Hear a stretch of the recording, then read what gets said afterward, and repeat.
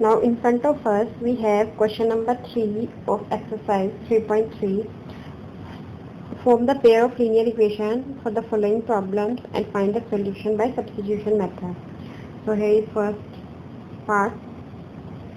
The difference between two numbers is 26 and one number is 3 times the other. Find them. Let the first number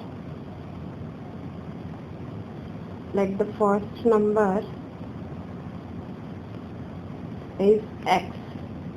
Let the second number is y. According to question,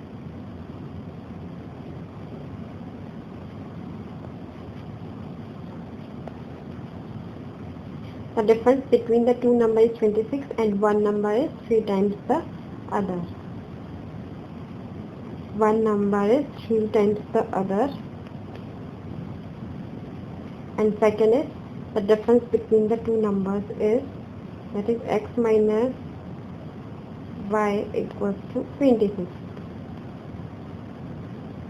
So put the value of x in. Put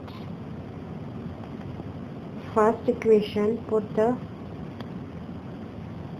value of x in second equation. This is 3y minus y equals to 26.